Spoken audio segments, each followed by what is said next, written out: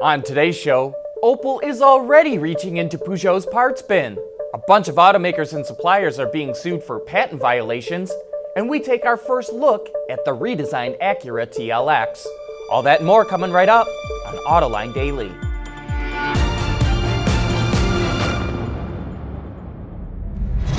This is Autoline Daily, the show for enthusiasts of the automotive industry.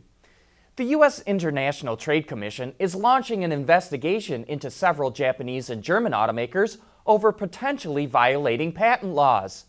Reuters reports that a patent firm called Intellectual Ventures 2 alleges that Toyota, Honda, BMW, and the suppliers Aisin and Denso use thermoplastic parts in motors, water pumps, electronic power steering units, and other powertrain components that infringe on its patents. Some of the affected vehicles include the 2016 Toyota Camry, 2017 Honda Accord, and the 2016 BMW 228i.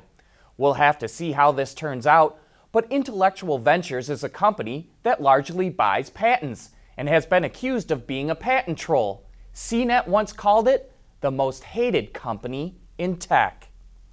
Well, that didn't take too long. GM hasn't even officially signed the divorce papers with Opel yet, but Opel already decided to ditch GM's technology for the next-gen Corsa and use Peugeot's instead. And it's not like it's testing out Peugeot's tech with a low-volume model. The Corsa is Opel's best-selling vehicle. This will mark the fourth joint project Opel has signed with PSA, and the next-gen Corsa is slated to launch in 2019. Well, VW has been bragging that it's going to come out with 30 electric vehicles by 2025, but it's clearly not giving up on the internal combustion engine. VW just announced it's going to spend more than 10 billion euros over the next 5 years to make its combustion engines 10 to 15% more efficient. To trim cost, it will reduce the variety of engines it has by as much as 40% by 2020. And just to give you some comparison, Volkswagen will triple its investment in electric drives to about 9 billion euros. Still to come, South America looks like a financial mess, except when it comes to car sales. Autoline Daily is brought to you by Bridgestone Tires, your journey, our passion. Dow Automotive Systems, advanced materials that deliver better results. And by Lear, a global leader in automotive seating and electrical systems. As we reported last week, global sales of new vehicles were up 5% in the first quarter.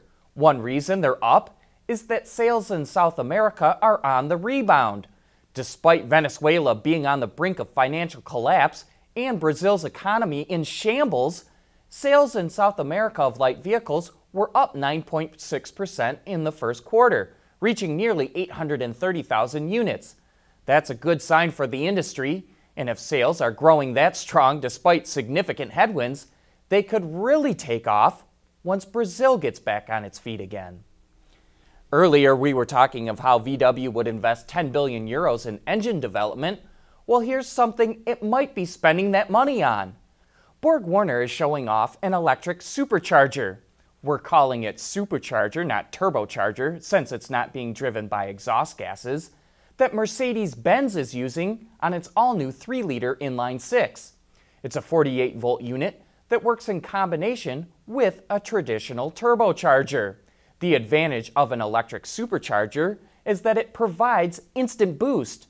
That allows for further engine downsizing and to run an engine at slower speeds, which saves fuel and reduces emissions. The e-booster is inactive until the driver needs more power. Then it spools up almost instantly. It stays on until the larger turbocharger is up to speed, then switches off until it's needed again. Audi is also using an electric supercharger on the 4-liter diesel V8 engine in the SQ7, and we're undoubtedly going to see e-boosters become quite common over the next decade. Coming up next, the Acura TLX was completely redesigned just a couple of years ago, but they're already updating it. And that's coming up next. Bridgestone's new Acopia Plus tires are fuel efficient and engineered to give you 20 extra miles per tank. 20 extra miles? Good, because usually I have to stop and fill up there. Hit me, Ben. Learn more at bridgestonetire.com. There's more car news and industry insight from the Autoline network every day. Take a moment to click that subscribe button. You'll never miss another Autoline episode. It was only about 2 years ago when Acura launched its TLX performance sedan. But next month, believe it or not, the brand is already back with what it's calling a heavy refresh. Heavy because even though this still first generation TLX isn't totally brand new, the 2018 drives into dealerships with a new look on the outside, as well as interior tweaks and safety systems that are standard on all grades. And Acura is proud to admit that's a whole lot of change in just a year and a half. We've updated the design and styling, much more sporty and aggressive, based on the precision concept we launched last year and our all-new Diamond Pentagon grille. We've added a host of new features, everything from Apple CarPlay to Android Auto, and making our Acura watch of safety and driver assistive technologies standard on every TLX. And for 2018, we've introduced a new sport appearance package called A-Spec.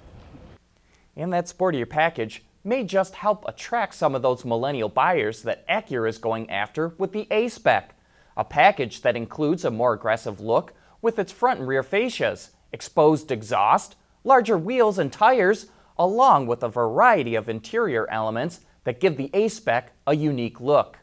The TLX, which is manufactured near Columbus, Ohio, will start showing up at Acura dealerships in early to mid-June.